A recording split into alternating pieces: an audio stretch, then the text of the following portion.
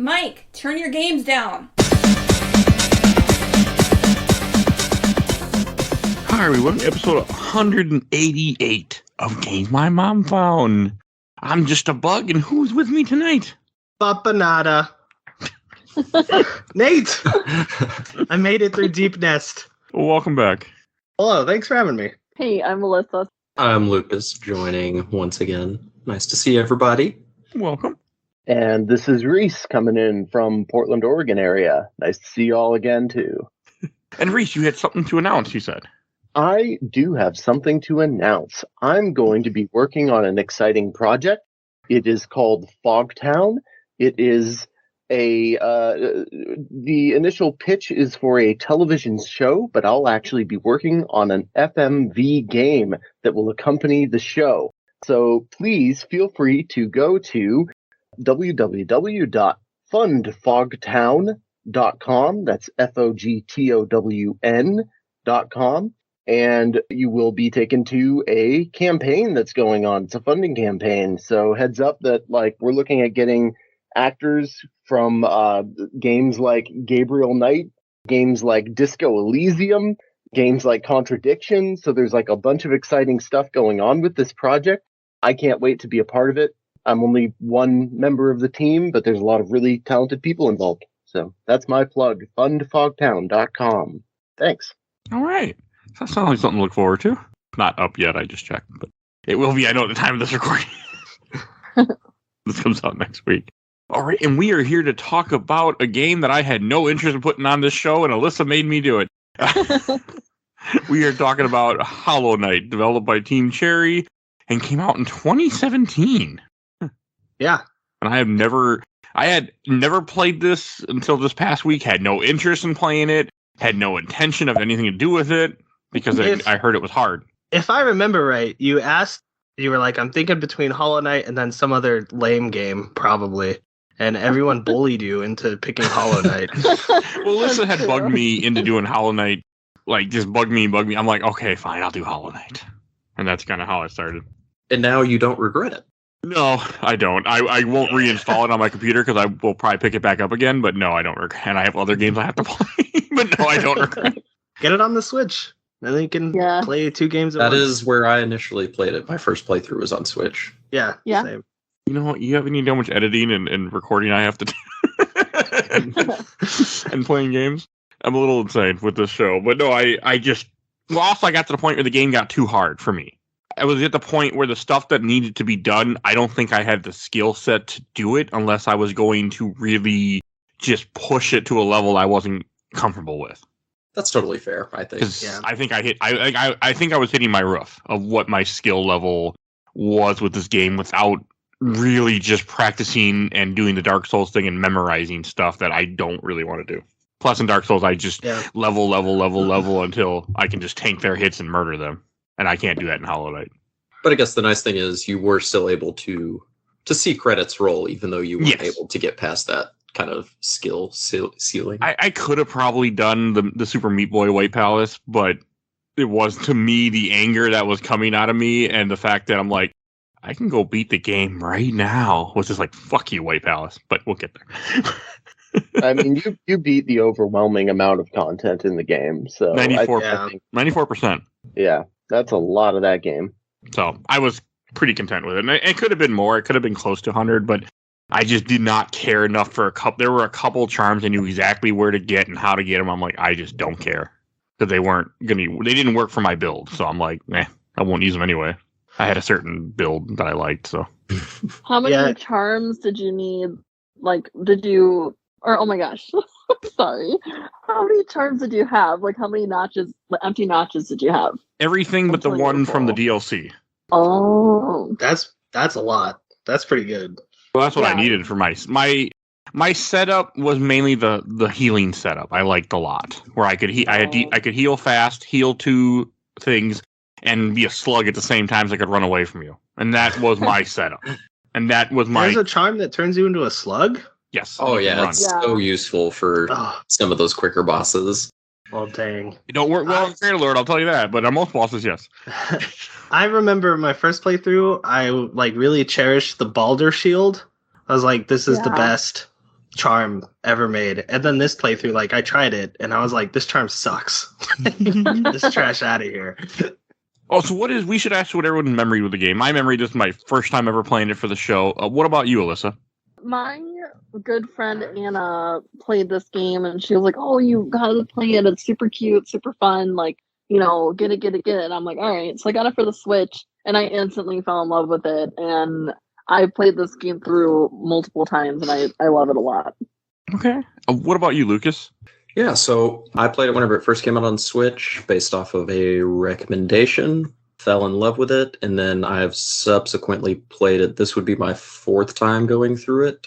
So I went back through it for the Grim Troop DLC, and then I also went back through it for the Got Home DLC. And then for this playthrough, I just kind of, didn't bother myself with having to go for 100%, been there, done that, and just kind of breezed through and reminded myself why I love it so much.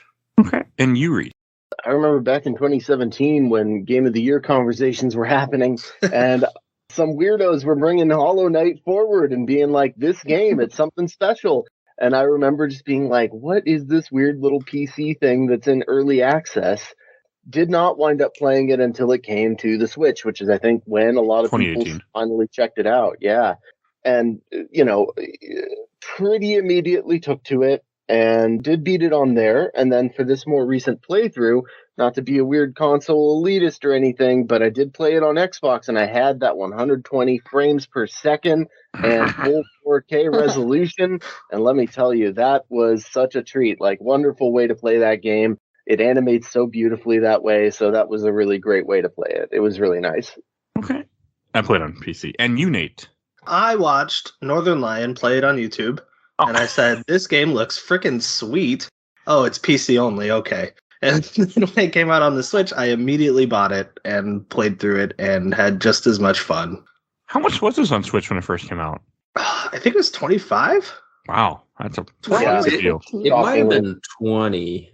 20 or 25. Not it wasn't expensive. Yeah, it wasn't bad. Like it was one of those games where like when it came out, I was just like, I do not feel, because sometimes I'm like, ooh, $60, that's a lot. Like, yeah, or $70 now. But it was like one of those games where I was like, ooh, it's only this much, and I really want to play it, so I just bought it. I mean, it's an indie game, so that makes sense too. I mean, it's a much smaller team, so a much smaller budget. Yeah.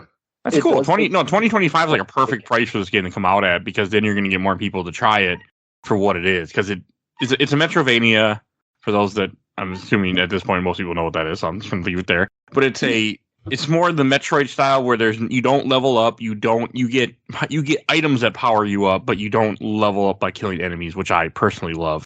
And you're in a giant map that is very confusing, but it also doesn't, like in your average Metroidvania, as you progress through a square, the square will light up a different color to show you went there. And this game doesn't do that. It will kind of light up an area that you've been there, but you can't tell, like, oh, I've been to that exact square, like you can in like a Castlevania, for example, which took me a bit to get okay with. And this game also is very, very challenging. It is. I played on PS5, the PS4 version, and I joked in the group chat that my eyes were too old to keep up with like the higher frames versus on the Switch. I think it's a basic way to explain it. It's a Metroidvania, and you progress through this world, and you have a little sword, and you're a little knight. Did you guys keep? One charm that I never remove is the one where you can see your exact location on the map. Unless I was going to like refight bosses. I did not play with that through this playthrough. Oh, the compass? You didn't have that? I did not. Nope. I feel like I know my way around the game now. Oh, nice. Dang. The times that the compass came off, I had no fucking idea where I was. I think there was maybe 2 or 3 times where I threw it on where it was Deep Nest, of course, and just died, and I had a reasonable amount of currency on me, and I was like, you know what?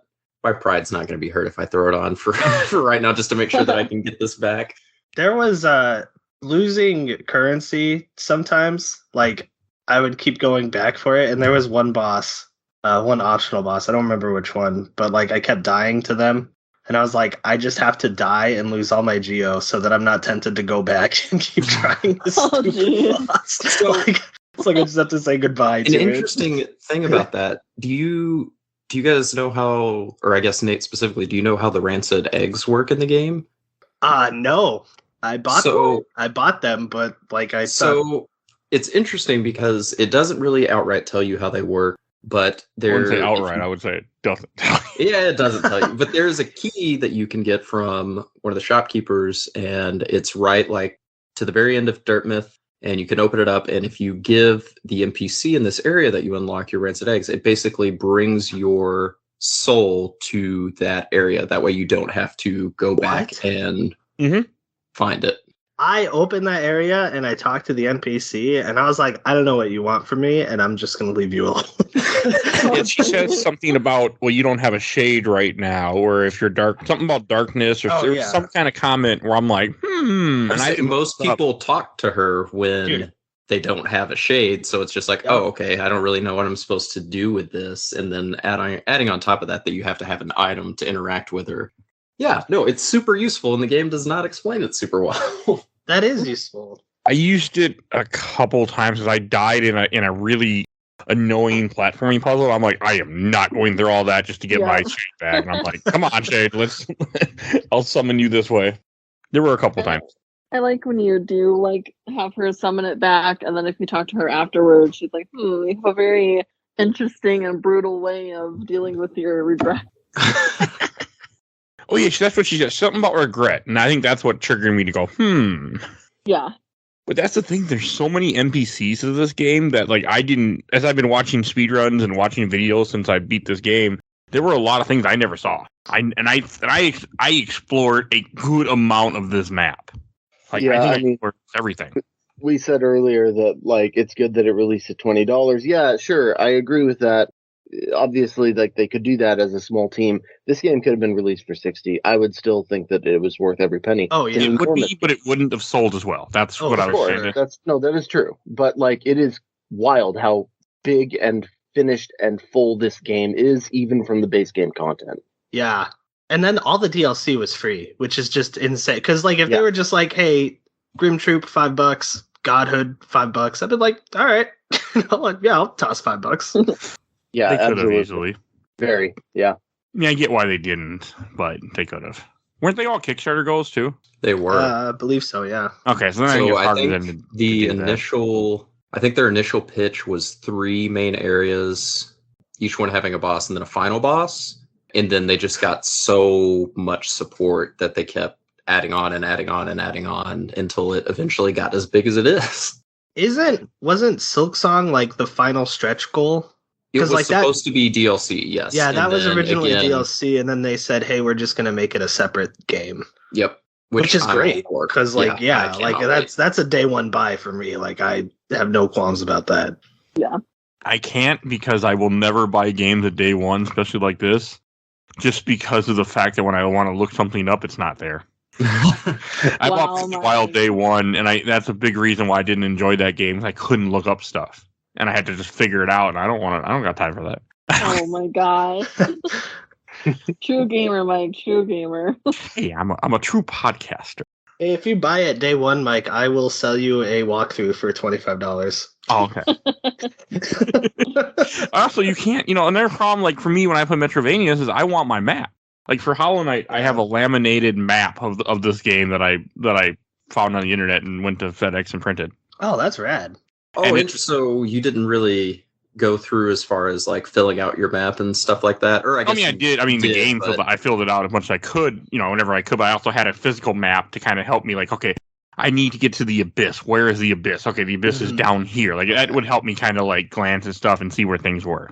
I feel like that was I loved the map when I initially played it. Like, I was like, oh, this is cool, I'm filling it out. And then when I was replaying it, I was like, man, I would just like for anyone to be like, for instance, the abyss, like I had to Google where that was, for any just NPC to be like, hey, down here, I'm going to put it on your map. There's something weird down here, like. Yeah, having a printed map is nice, by the way.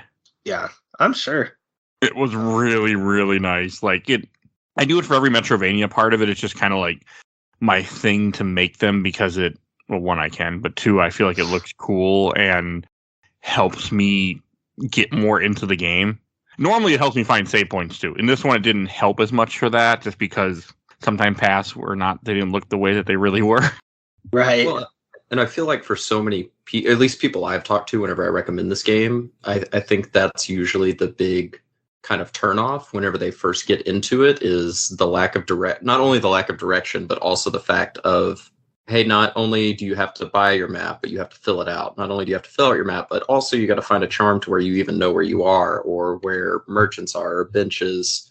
And I personally love that kind of exploration, but I do understand, especially since the game is kind of difficult to begin with, why that pushes some people away. That didn't bother me because I actually bought the compass like immediately within the first running around. Because I kill everything I see. So in the beginning of this game, I killed every bug I saw just to get money, just because that's just what I do in a game. And so I was able to buy the compass and buy everything pretty quickly. So I didn't even notice that it wasn't a thing because I had a map so quickly before it really got challenging.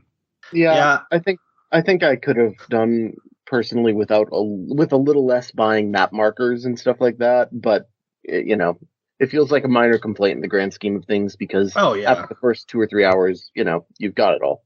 I was gonna say, like, even though it bugged me this playthrough, no pun intended. Sure. But like I was still like learning my way through these locations to where what's the first city? Like you drop down into Dirtmouth. The Forgotten Crossroads, like just that little area? Yeah, that area. Like, I just stopped opening my map when I was exploring that because it was just like, oh yeah, I know, like, I've been through here so many times, like, I know where it is. But, like, later on in, like, the one-off kind of areas, like Deep Nest, it's like, like, I was opening my map constantly going like, all right, where am I? I swear, Deep Nest has got to be one of the scariest areas in a game I have played in a while.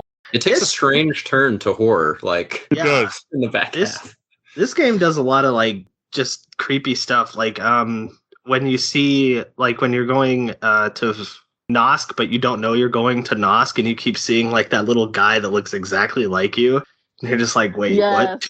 Like, or that NPC, it's something Mother or something, and she's like hanging out of the wall, and then you talk to her, and she tries to eat you. I think that's in Deep Nest too, right? Oh yeah, it's something wife. I didn't see this. She's like a big black blob, and then has a creepy kind of mask on, and she looks like something from that Miyazaki film. To eat you. Yeah. Is it a boss fight or what? Is it? No, nope, just an NPC. Just an NPC. Like she tries to eat you, and I think if you try to hit her, she'll like try to eat you like again. Can she kill you? Probably. Oh yeah. If you let her hit you enough. Huh. Okay, I didn't run into that. Oh, in Deep Nest, I just got what I had to come for and got the fuck out of there. I didn't even find a charm in there. I think there's a charm in there for like the spiders. I was like, fuck this place. I don't have a fear of spiders normally, but for some reason when I'm a little bug guy and I'm being chased by a bunch of spiders that come out of the fucking background, I'm good. See, I already have a fear of spiders, and that kind of unexpected nature of it, like you're talking about, how you can just be kind of walking through an already dark area and not having spikes, but kind of bugs that you have to jump over, and then you just see this freaking spider crawling out from behind you, and I'm like, I don't want to be here. I want to get out as soon as I can. It also is very maze-like too. It is. Yes, it is the most confusing area in the game, in my opinion. And I agree. Really hate those enemies that they have as Nate said it, he said it right. Something looks like a Miyazaki mask on, and you can't hit them in the face.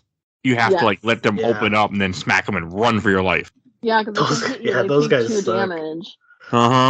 Yeah, I died so many times. Those were the reason, Mike, that I was like, worth getting the charged move, because those guys particularly go down well with that. Okay, I think I either got it later, but I didn't use it on them. When I did, somebody on the internet I looked at some guys, I couldn't figure out how to get past them. They're like, let them open their mouth, hit them, and then just dash immediately away. And that worked. Slow, but it worked. Yeah. Well, I save up my spells for them. Even if I'm low health, if I have if I have the juice or the essence to be able to use my spells on them, I will waste it immediately to get that extra damage without having to try and open them up, hit them, dash away, and stuff like that. See, I have a bad issue in games of not using magic. And like in this game, I don't like to use a fireball. I never use the other two spells. I got them all. I got everything. I just would not use them because soul for me is only for healing.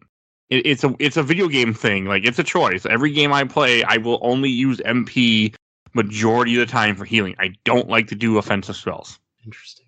I don't know Magic why. Is so powerful in this game. No, I know. I've seen speedruns, right and that's how they murder bosses, but I just can't get myself to want to use something that I could also then use for healing. I am the same way, but like this playthrough, I tried out some of the spells, and there's like one you get from the abyss that like enhances your up circle one that was like super good that I used on like pretty much any boss I could after I got it. Like I can't do that. I don't know. It's not a good thing. It's just how I play games. What you need to do, what freed me of this, I don't want to use magic, was just playing a bunch of JRPGs in the last couple of years where I'm just like, I'm using everything I have. Like, figure it out later. I don't know either. Yeah, I do understand where you're coming from, Mike. It's a weird choice, but it's a choice in every game I play. Yeah. Well, yeah, I get it, where you're like, well, if I could attack or heal, I'd rather heal. And, you know. Yeah, and plus with Hollow Knight, a lot of my battles were spent running for my life at different points. And I like to tank things. Like in Dark Souls, I literally just tank bosses when I get to that point. Like, that's how I play. And with Hollow Knight, you only have so much health, and and some enemies like will rip your health in pieces quickly. Like, running and healing was very much a thing for me. I want to ask a question for you guys. Who was your favorite boss fight? I am a sucker for cool boss designs. So I really like when you initially meet Nosk and he like transforms. Like that's very it reminds me a lot of The Thing. Like just transformations happening in front of you and you're just like, "Oh, this horror exists now." But I don't know. I really love the final boss. Like, the final boss is so cool. It's, like, I don't know. His design, his attacks, like, kind of the lore behind it. Like, I really like the final boss. When you say the final boss, are you referring to, like, the actual Hollow Knight, or... The Hollow Knight. Okay. No, the Radiance that is for good gamers, and I am not one of those.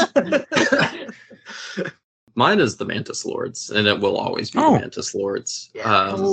It's an early fight, or I guess not super early, but it is one of like the first real kind of challenges, in my opinion, that you meet that kind of forces you to learn patterns and then also to be juggling more than one boss at once. But I love their music. It's probably my favorite track in the game. I love the arena. I love just how awesome they are whenever they're like sitting on the throne behind you. And then I love that you don't actually kill them. Like you beat them and then they just like bow to you in respect. Yeah. And then, you know, whenever you go back through the kind of Mantis area, they no longer attack you because you have the respect of the lords. And it's so good. I love it so much. Okay. I'm going to go with, I think, Hollow Knight also, just like Nate. I really like the Hollow Knight. I thought he was a really cool fight. I can't think of any of the bosses that really got me. I mean, I can think of the ones I hated, but nothing's coming to mind that I really enjoyed. I did enjoy fighting him, partly because he's easy, so that was nice too. +1 vote for the Mantis Lords, personally. Yeah, but that's a great fight. If I have to choose a second one, just for the sake of getting more variety in here, I mean, I really enjoy all the fights with Hornet. I think those are very fun fights. Yeah.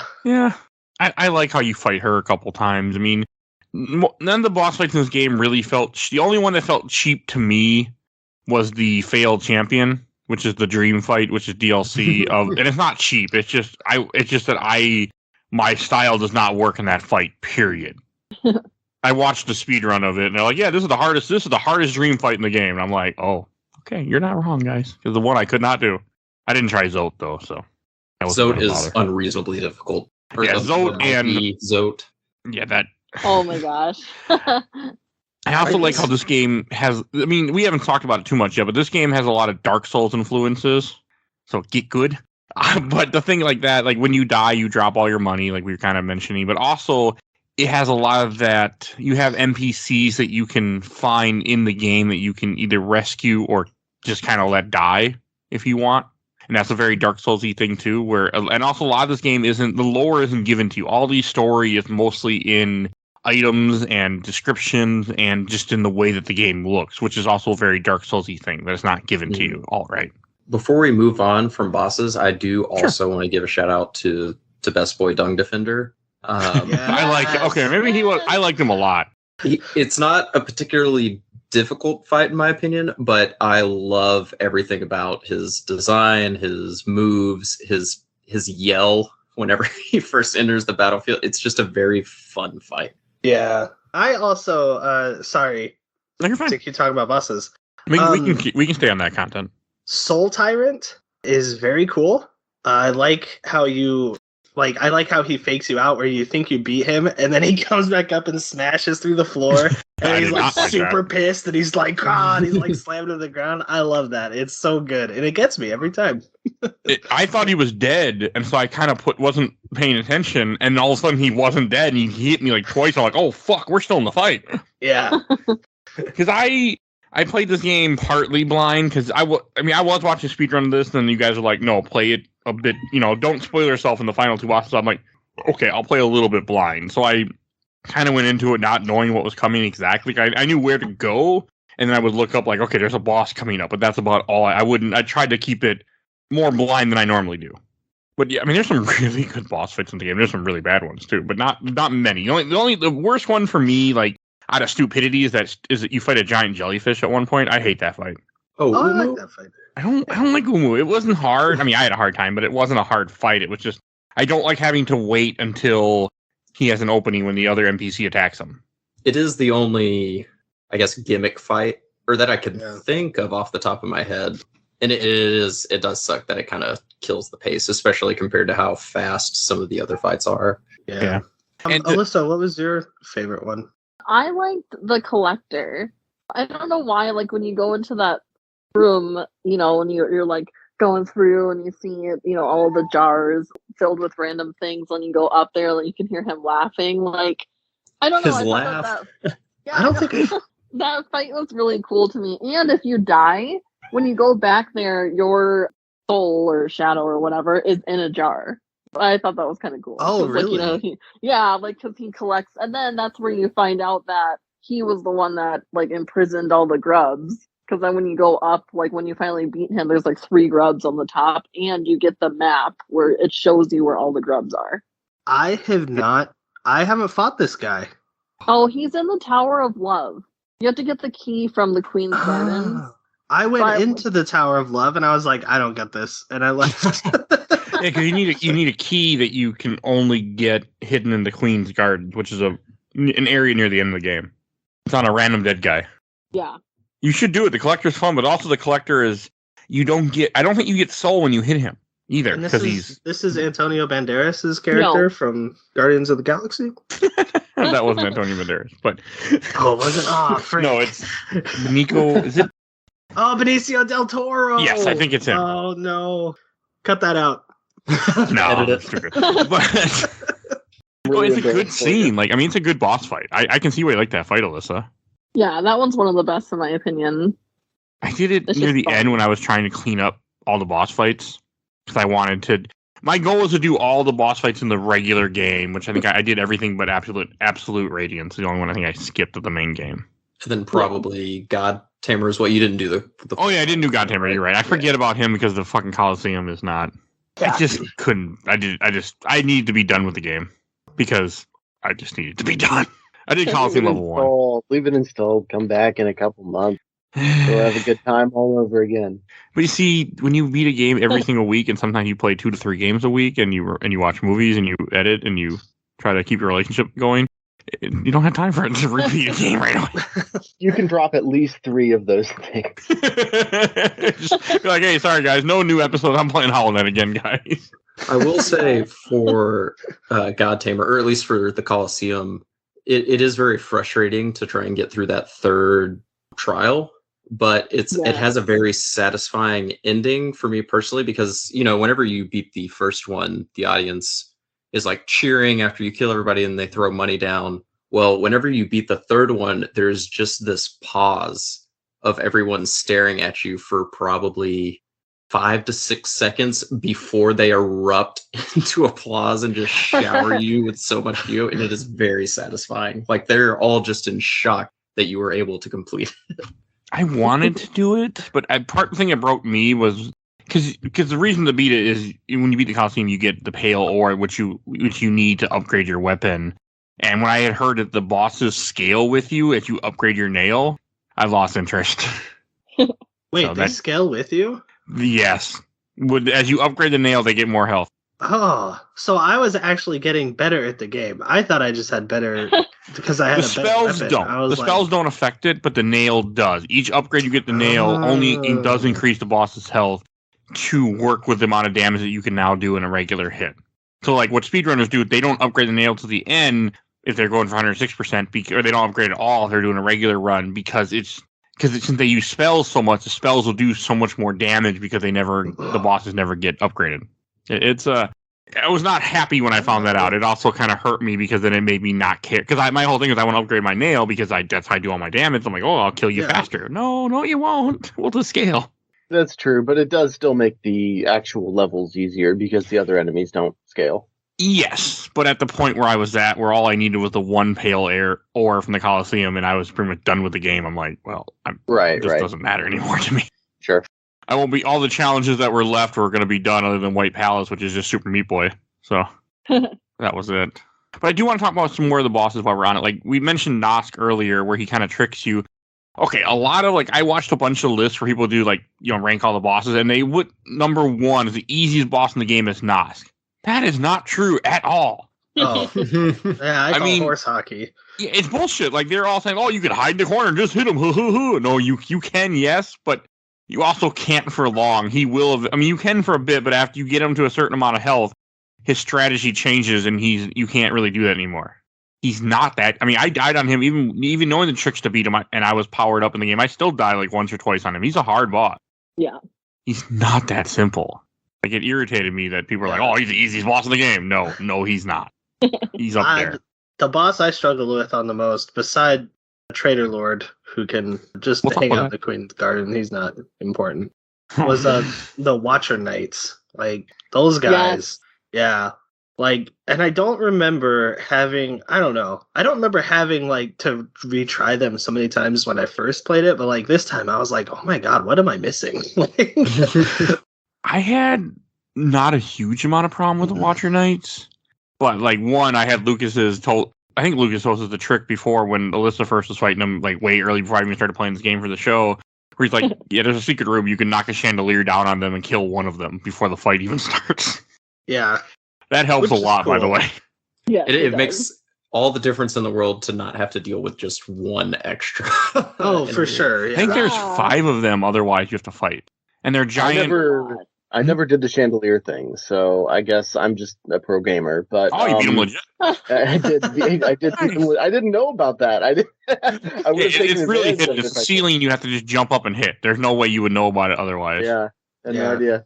That's a cool secret, though. I like it a lot. The Watcher Knights gave me a lot of trouble until I wound up coming back 5 or 6 hours later. I really went off and upgraded myself a bunch and all of that, and that wound up doing it.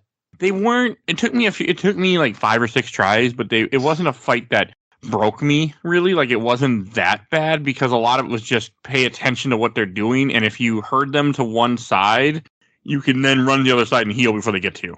Yeah, I tried that method of hurting them and then healing on the other side, but one would start bouncing and the other one would just zoom across the floor, and I was like, great. You have a small window before the zoomer gets to you. On my first playthrough, it was the Soul Master or Soul Tyrant, like Nate was mentioning. I don't struggle with it as much anymore now that I'm kind of used to the way it worked. But that was my first big roadblock on my first playthrough. It's just a very fast boss with his teleporting and slamming and, the fake out at the end. I remember probably trying 10 to 15 kind of frustrating tries and then thinking, you beat that boss, and then it just comes back even faster and more angry. And I was like, I don't know if I'm going to be able to get past this. I like to think that like when they were designing that boss and like they were testing it and stuff, they're like, oh, okay, now it is the perfect balance of difficulty. And then one of them looked at the other and said, second phase? Second phase. He's a good boss, but yeah, he's hard. The hardest boss for me to like kick my ass. Well, the early chain was the Mantis Lords. I really had a hard time with the Mantis Lords at first because you have to really learn their pattern. And it's not the pattern's not hard, but you have to pay attention and you can't just screw around. Like I really had to just play more legit and like try and be patient, and that was hard. And it took me over 10 tries to beat them. Yeah, I think the Mantis Lords are really good for like teaching players because they're early enough to teach players that like, hey, you have to like watch patterns. You're gonna have to like learn how to dodge 2 attacks at one time. You know, like you got to learn spacing. Better, and you got to make sure you don't take unnecessary chances. Like you have to hit them when you know it's clear. Otherwise, just wait. Like you have time. And that fight feels so good when like you can get through like the 1 without like taking damage, and then you get to like the 2 and you're like, you know, consistently dodging the little scythes spinning in the room. Because like, that feels so good. If you get hit and you get caught in their waves, it ruins your momentum. Yeah. It goes and wrong you're just very done. Quickly. Yeah. The hardest for me, I think I died the most on the Trader Lord. The Trader Lord is essentially just another Mantis Lord, but faster and stronger, and just one of them and it murders you. Yeah. That fight was buffed too. That's my other issue with that fight. Like they buffed it in the later patches. It's quite a difficult fight. Yeah, it's optional. I mean, unless you're going for the true ending, so that's partly why. But it is fucking. I mean, there's an NPC side quest where you can go and rescue an NPC if you run into her. I think two different times throughout the game you'll see her, and if you talk to her both times and rescue, and at one point you'll find her hidden under debris, and you have to kill a bunch of enemies, and then she'll pop out. Because you'll see her weapon there, and then she'll join you in the fight. But I don't think she does a whole lot. But she's there. It's nice to have support. Yeah, because he doesn't go after her. He just goes after you. Which I was like, come on, go attack the NPCs so I can get some free hits and heal. No, just me. Just me. I had to completely change my setup for that fight because my setup was all about healing. So I had to take away all my healing items and put everything just to pure damage because I'm like, there is no time to heal. So I just have to kill this thing as quick as I possibly can. I always try to do like swag moves during boss fights. So like for the Mantis Lord specifically, like bouncing off of their scythes or like, you know, hitting it to deflect it, you know, cool stuff like that. And then I always just fail and just like, I really gotta stop, like no one is watching me play this game. Like I just need to stop trying. Yeah, it was really telling that the first time I fought the Mantis Lords, I remember also, you know, dying like 10 times on that fight, Mike. And then I went back to it during this new playthrough and just first try, you know? So it really is like, it's a genuine skill that thrills you. One boss that I really like, I think, was the Broken Vessel, which is like, it looks like you, but a bigger version of you, kind of. Oh, yeah. Oh, the like kind of infected one? Yeah, that was a fun fight. The dream fight took me like 10 tries. After you beat him, you can do the dream battle with him. That was fucking hard. But I really liked it. Like that was a fight I really enjoyed doing. Yeah, that fight's cool. I like the dream fights because most of the time they just like if you lose, you don't lose. Like it's not like a normal death. Like you just spawn right outside the fight. Yeah. You don't lose your currency. Like if you go into the dream, like I think there's a couple dream fights where you like, you know, in the world where you're like summoning them to you, I guess. But yeah, did you have a favorite dream boss? I really like No Eyes. She's horrifying. Yeah, she was like singing throughout the whole match, and I'm like, this is just the creepiest thing ever. I didn't do any of the dream fights this playthrough, but I do like. I do like the grub one I think it's in the Queen's Gardens where he's like, play with me. And I'm like, yeah. And then he just kills you and you're like, all right. I mean, hey, that can be play for some animals. I mean, a cat version of play it stab you with their claws. So, hey, you never know. Yeah, that's true. Shout out to Marmu. I like Marmu. I did too. He was fun. Yeah. Is that his name? Yes. Sounds familiar. Yeah. My boy Marmu, I'd never forget his name. I like the dream fights. I like the idea that you have these different warriors that you're fighting throughout the dreams that you'll find, and some like No Eyes. I don't remember No Eyes is part of. I don't think No Eyes is one of the is a dream where I don't remember. No Eyes was. It was. I like that fight though too. I did them all because I was trying to. No Eyes is a dream fight. Yeah. Okay, then there's just a couple different ones. The first one I ever did was some guy in a really deep area that has like 3 different scythes he throws at you that then circle around the level. He's supposed to be one of the harder ones, but I found him in some wherever the hell he is. He's in some deep area where I'm like, I am not coming back here ever again. So we're just doing this fight now. I think it might have been. Was it Deep Nest? No, or near Deep Nest? I think that's where you get the Dream Nail from. No, the Dream Nail's in the resting grounds from the Manta. Oh, I thought that's the guy you were talking about. No, it's. Can't remember. I don't know. I ran through this entire game. I played this game nonstop for like 2 weeks, but I don't remember. Yeah. I also like Gorb a lot because Gorb's writing is good. Yeah. It just says its name a lot. It's really cute. Pokemon. It's like bow to Gorb. He's like a little slug that just floats around and shoots things at you. He wasn't too bad. None of the dream bosses, I even did the one I really liked is where you have to go find the Doug Defender, who's I enjoy, and you find him sleeping and you go into his dream and you fight his younger version of himself and he's a white knight. I like that fight a lot. Oh, I don't think I did that one. It's fun. It's the same thing as Doug Defender, but he's faster. Oh. But you can still heal in the fight, so that's what matters. To me. Oh, but it's fun. It's a good fight. You find him. He's not in the same room where you beat him. He's in a room below that, like a hidden room or something. But you can find him and he's just sleeping. You can fight him I guess 6 times for some reason. I don't know why, but I know there's a thing to fight him 6 times and you get something for it. Or something happens. I don't know. The internet was showing me something. But I fought him once, got the essence, said, okay, bye, and left. So. So talking about the lore, did you guys have a favorite NPC, or like were you interacting with the NPCs a lot? Because there's several of them that I just love as far as dialogue or lore. They're just real cute. No. Yeah, that creepy wife lady, loved her. No. Oh, no, the wife that tries to eat you? Yeah, the one that tries to eat you. I like that design. That is legitimately a good design. It's just like I never saw her. It's so off-putting, and then she just tries to eat you. That I was just like, yeah, all right. Cornifer's wife, who I don't remember her name. She's cool. Cornifer. Cornifer's great. Yeah, I love Cornifer. He's every his singing is just like But it's also wonderful because like you're in an area you don't know where the hell you are and you hear I'm like, oh, Matt guy's somewhere nearby. It's such a reassuring thing to hear. Yeah. And then sometimes he'll go, and his voice raises, and it's like, yeah, dude, that's my boy.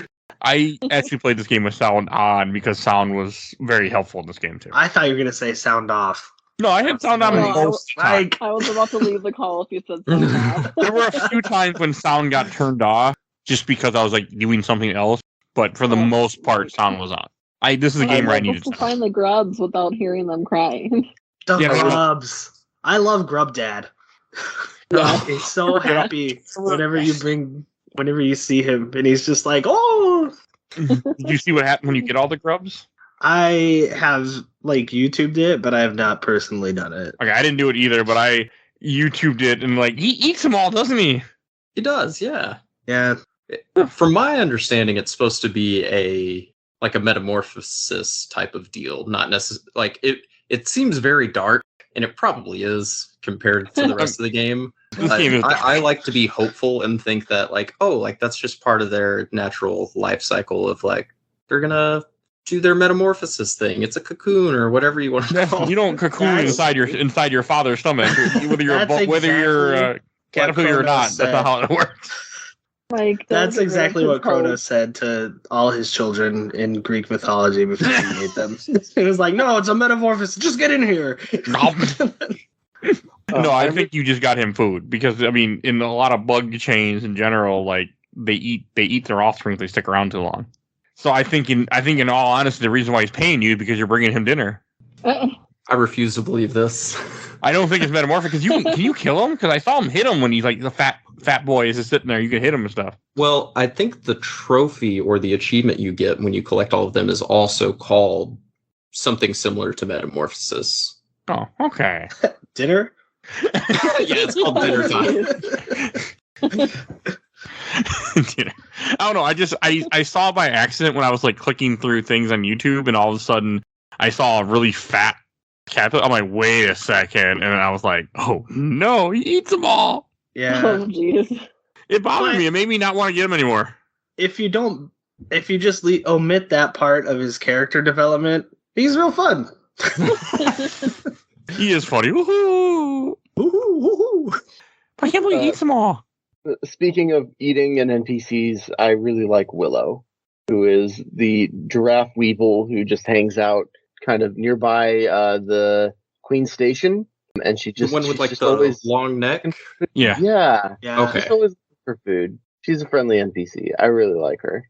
That is like the only room in the game where like I noticed the frame rate like dip. Like whenever she'd like move her neck down, like the frame rate would kind of like stutter. And I was like, that's so weird. Like I wonder so I tried not to talk to her much because I was like, that hurts my eyes. I only went to her for like once or twice when I realized there was no point in bugging her. Yeah, I just like her. She's There got is good a- design. She's cool. There's one in, I can't remember the name, but I want to say it's in Kingdom's Edge or maybe Resting Grounds, and it is a big, big bug. And you can talk to him up top, but if you go down to his tail, which is sticking out lower, you can basically tickle his tail. And he laughs. And it serves no purpose from my understanding, but it is very funny. That's in Kingdom's Edge. Okay. I know what you're talking about because it's so random. Bardoon is that dude's name. Bardoon. Oh, well, speaking of NPCs, I found one that I didn't understand what it was or what it did, if it had anything. Is you find some like slug, maybe not slug is the right word. I don't know. You find something that like is in the moss area. It's like they call it a prophet, and like you can't interact. It doesn't the talk Moss to you. Prophet. Yeah. Is there any point to that or anything with I don't know her? what you're talking about. It's just a random NPC that every time I went in the room, there'd be a few other acolytes that were with it, and I just kill it and take the geo and leave. And then there'd be new acolytes later, and I'd kill them again. Well, They no wonder do, he didn't want to talk. They do have dialogue, I believe. They didn't talk when you stab them with your nail, so. Yeah, I'm not sure. I'm not sure what the Moss Prophet's deal is, but I'm seeing dialogue listed on the wiki, so. Okay, I mean, I wasn't sure if it was part of something. I mean, I kept going there every so often out of randomness, and then I know as the affection travels throughout the game, it was all infected. Yeah.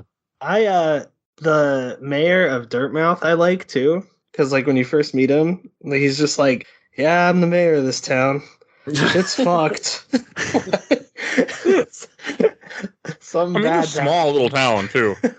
I like when he gets his little flower because then he's all happy. Oh, Yeah, I didn't do that side quest. he's so Oh. depressing. Normally, it's like Yeah. you're the mayor. You should really be like hyping up your town. It's like I mean, you get there and pretty much everybody's dead or gone. So I get it. yeah. I get why he's down. no, I like they're him though. He was a fine NPC. I didn't do a whole lot. I mean, I'd go to the town all the time. But I didn't really go in and talk to. I would just come in there and do my business, do my shopping, and get the hell out. We Um, mentioned him earlier. How did you guys feel about Zoe? I love Zote. love him. I hate Yeah, he's- that fight, but Zote is so good. Where he's like, I don't need your help. I would have gotten out of that webbing by myself. Oh, I couldn't get him in the webbing. I couldn't figure out how to get to him. I saw him in the webbing, but I never figured out how to get to that spot. I didn't I talked to him the one time I think this playthrough, and then I never saw him again. So Okay, because I rescued him from the jaws of the buggy thing in the early area, because he can die in there if you don't get him, I guess, I was reading. But then I didn't bother to find him. I couldn't figure out how to get into the nest. I just gave up. Didn't care. I Enough. think it's funny when you save him and then like he goes up and talks to that one like bug lady by her Greta. house and he's like, oh yeah, like I defeated all these people. It's like, oh yeah, okay. So I love that as well, because I forget if you have to do something specific, but whenever he does eventually return to Dirtmouth, he basically goes on a tangent about like he has a list or like rules that he goes by that are supposed to be for the mightiest of warriors, and it just goes on, and they are the stupidest but funniest things that he lists out. Yeah, it's really good. I also really like Quirrell, who is kind of an interesting character who kind of feels like he's sort of on your level, but you just kind of encounter him throughout the game, and he seems like a kind of capable guy, but he's not super powerful. He seems, kind of very similar to your own character, and he just kind of goes on the journey with you and observes. It's interesting. He also, I like that too. He also has that little dad gut going on. So like, I really resonated with him this playthrough. I was like, yeah, man, I feel it. Oh my gosh. Same here. They're not really NPCs you can interact with, but in Deep Nest, when you go to fight the boss, you go into that room, and like those 3 very evil people who are obviously gonna screw you over are just like, sit on the bench, come take a rest, sit on the bench. I love the fake out bench. It's good. I love them because I'm like, no, but I know I have to sit on this bench so that I can progress the game. But like, I love how enthusiastic you guys are. Another character I like, I don't know how to pronounce her name. I sent it in the group chat. I sent a picture. It's like Eternal Emilia, or I have no idea. Someone can try to pronounce it. We'll just call her Emily. Okay. Well, I like her because when you get to her room from like below, like if there's like a secret way of getting there, then you can unlock the door like to get in there from the City of Tears. But she's just laughing like uncontrollably. But then whenever you go by her, she stops. She's like, and then you walk away a little bit, and then she'll just start laughing again. And then she does that little noise every single time you go by her. She's reading a thread of Twitter burns about your character and just giggling. 60 tries on the Mantis Lord's.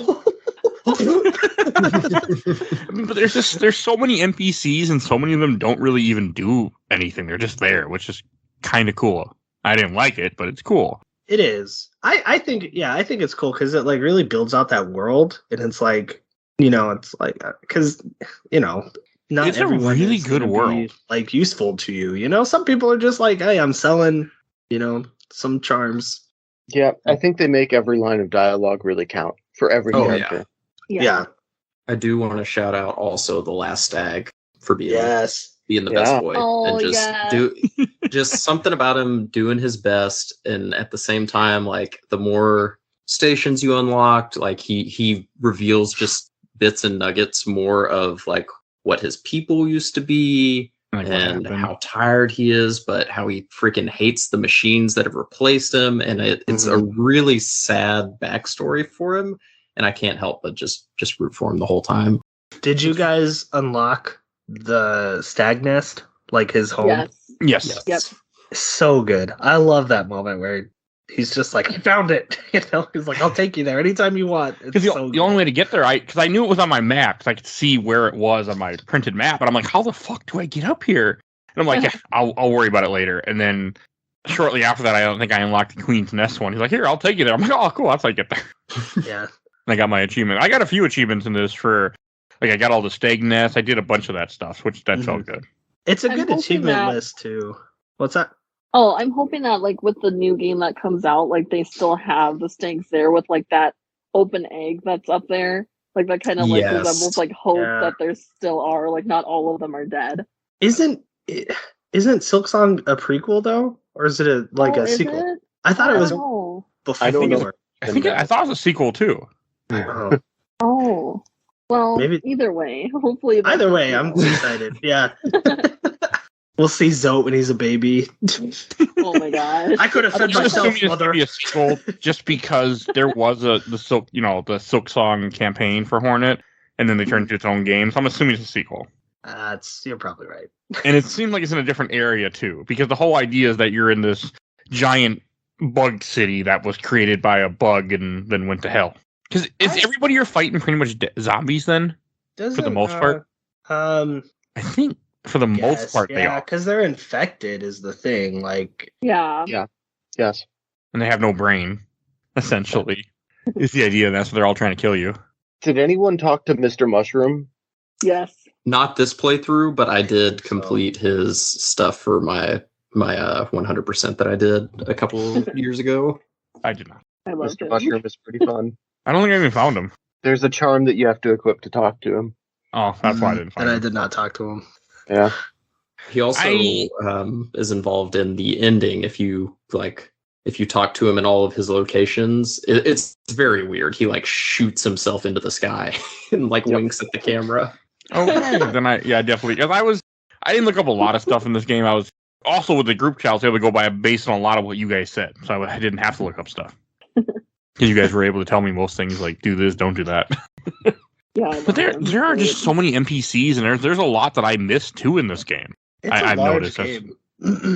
It's a huge fucking game, and there's so much lore to it. Like, I tried watching some lore videos, but I just didn't care enough, I guess. But Yeah, I have a very basic understanding of the story. Like, my wife early on, like this playthrough, was just like, "So what's the story here?" And I stared at her. I was like, I don't know. I know a little now. A little bit. But you don't need to. You just play the game. I know that we're going to get into more spoilers than we already have, but there's your warning. I know you're essentially a clone of Hollow Knight that got away.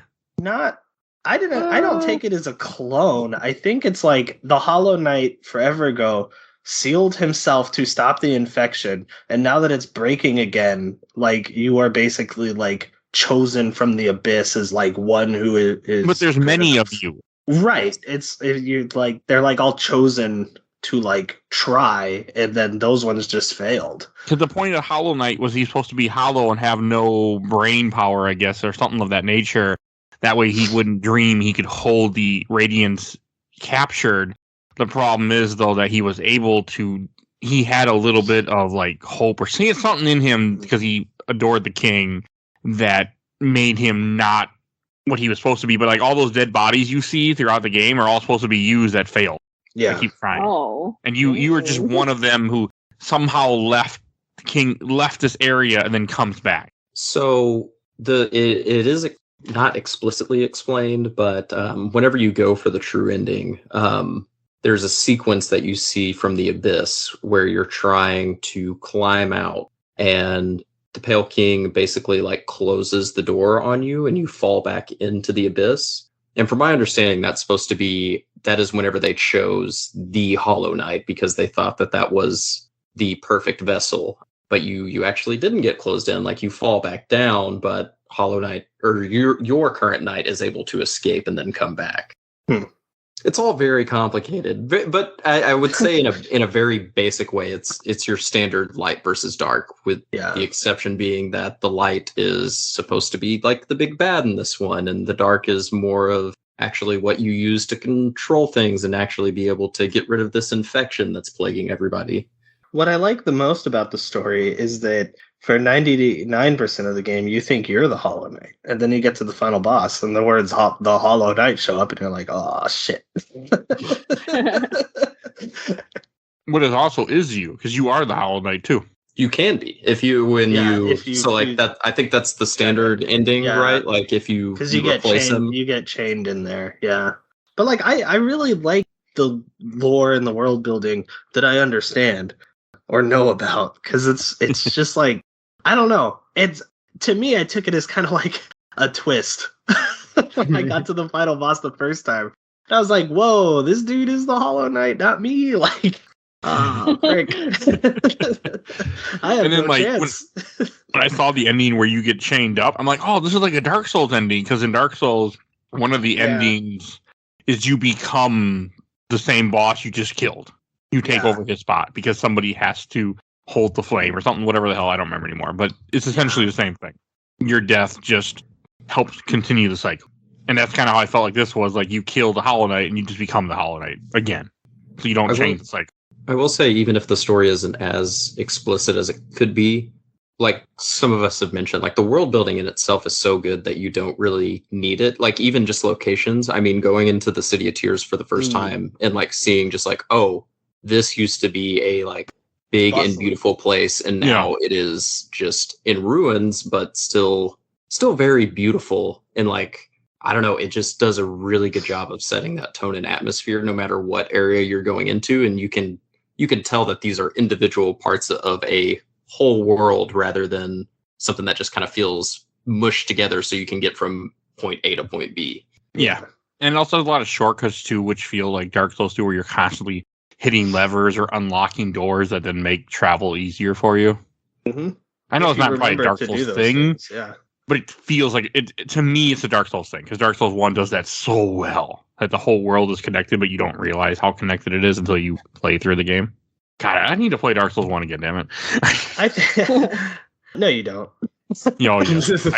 I'm waiting until I can emulate it. I replayed that a few years ago, and it's still a very good game, but I was just like, oh, Dark Souls 3 exists. Like, we had issues with like 2 bosses, Nate. You're being dramatic, I think. The second it's not dramatic. The second half of that game really falls off from Dark Souls 1? Yeah, for Dark Souls 1, this is now a Dark Souls 1 podcast. Dang it. But the second half of that game. The second half Dark Souls. How can you say it doesn't fall off? In quality, it super does. After you get the Lord Vessel, I feel like that they were just like all of a sudden like, oh shoot, we have to get the game out. Like, we don't have time to fine tune everything. I disagree completely. But okay.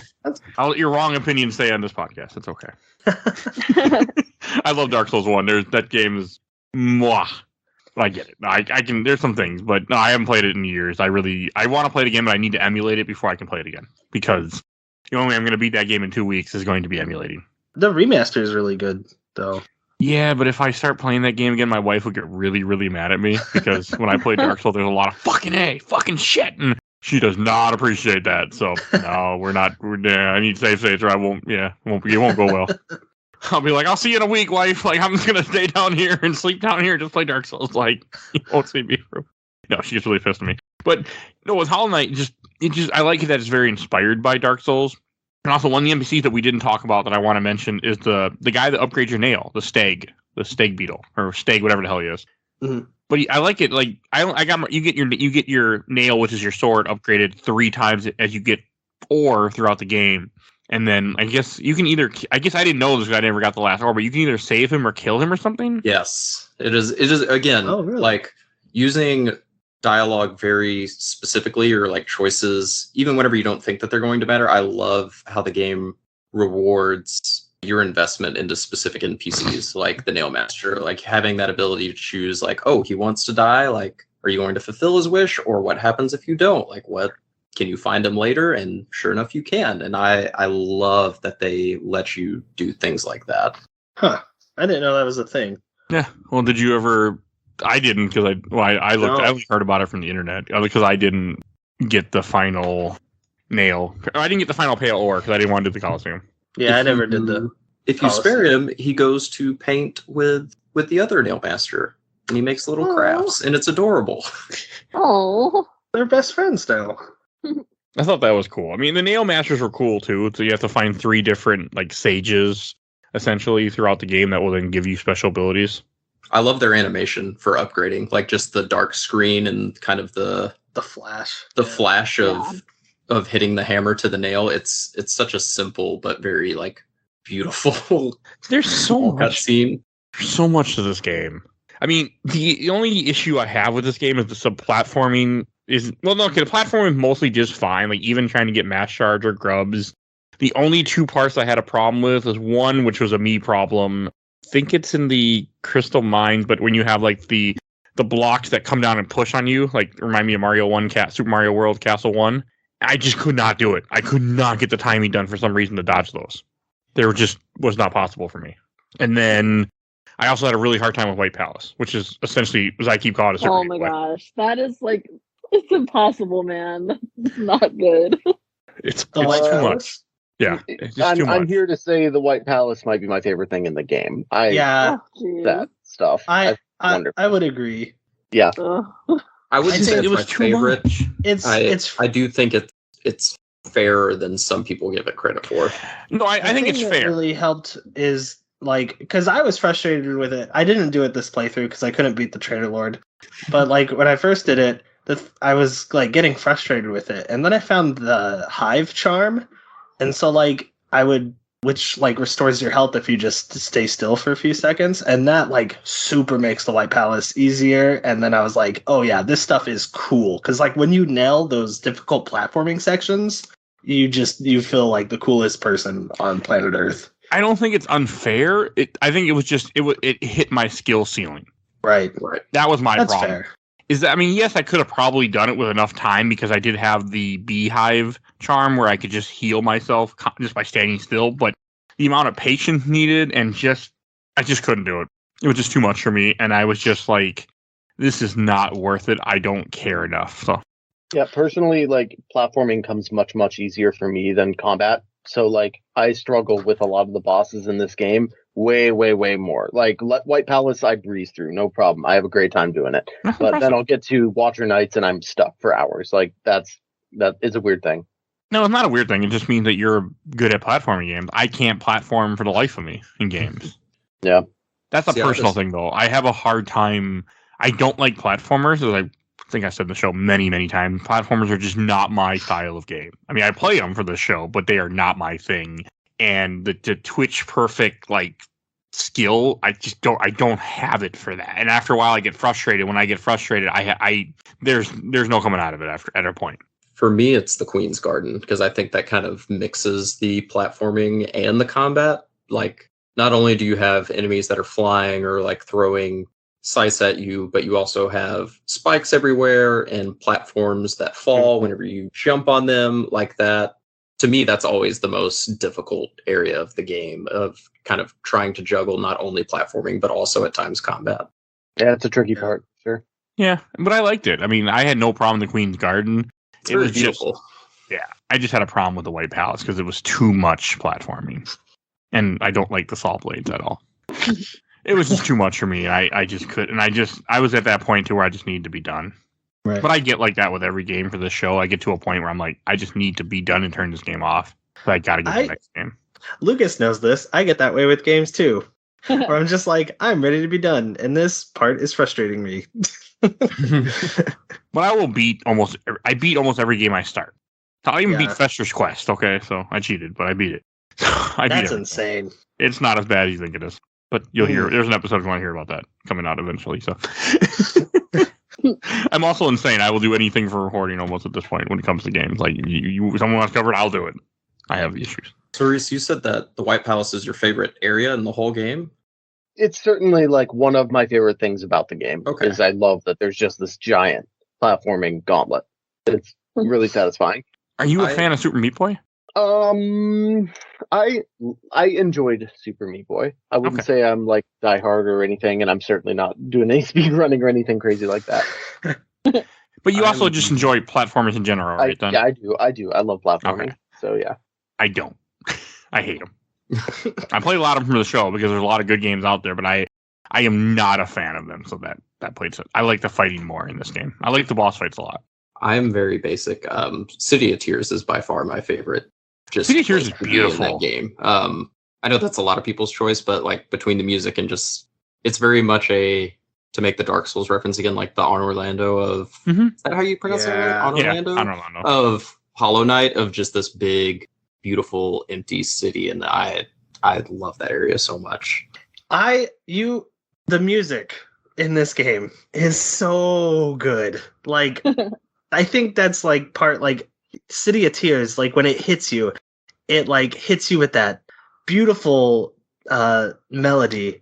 I think it's a piano probably, but it's just so gorgeous. And it's like, oh yeah, I love the music in this game. There's like very few tracks that like I'm just like, oh, this song sucks.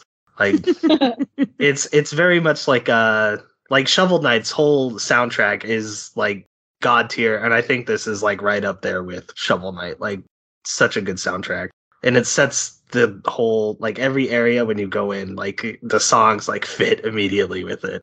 Oh yeah, it's very diverse too. Like I really like the Soul Sanctum. Like whenever you first get up there and you just hear that organ come in, it's like basically, and I'm like, oh, okay, so this is what we're doing now. It's very Soul Sanctum reminded me of like Ganon's Tower in Ocarina of Time. Okay. You get that organ like Lucas said, and I was like, ooh, turn this up. And music was really good in this game. I liked the music, the sound. I thought all that was really well. And that's not normally me, so. Who? Christopher Larkin. Poser. Shout out. Does great work. Yes. I'm assuming he'll be returning for Silksong. I hope so. I believe so. Yes, confirmed. Awesome.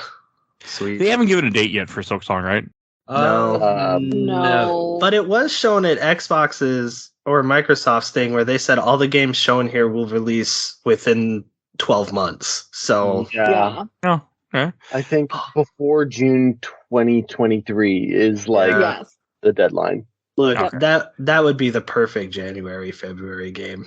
Just cozy. I mean, I'm kind of like, release it whenever. I ain't going to play it for like another 5 years, so hey, take your time. But Oh, Mike. come on, I don't play any game when it first comes out. I got, no, too busy. I got a whole list of games I want to Just play. put it on the show when they announce we'll be the on the release show. date. Be like, yeah, when they announce the release date, be like, oh, guess what? No, I mean, it's kind of hard to find cheats for a guide where a game just comes out. People haven't gotten around to it yet. We tried that with Breath of the Wild. I got very angry, and my wife still makes jokes at me about Breath of the Wild because I bought it day one and have yet not beaten it yet or even played it. And she's like, "Yeah, you paid $60 for that, huh?" Mm-hmm. I will be your Sherpa, Mike, because I'm probably gonna just play that nonstop when it comes out. No, I'll write something up nice for you. I can't do new games. I gotta be games that have been out for a bit. It's just how I am. Lucas will give you the keys to 100% perfection on Silksong, and I will give you the keys to look. I just stood in the corner and like I spammed the circle button and I made it through. Just do that. One thing we haven't talked about yet. We haven't talked about the charms yet. Oh, yes. Yeah. So that's something I think we should do next.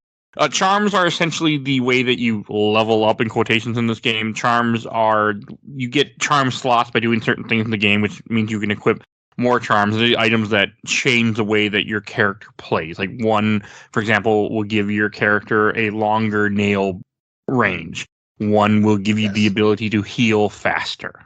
And they are all useful, in my opinion. Like, I love that even if one doesn't really blend in with your play style, I feel like there's not very many charms that I could point to of saying like, oh, this is completely useless, or oh, somebody would never want to use this. No, it's all just different styles.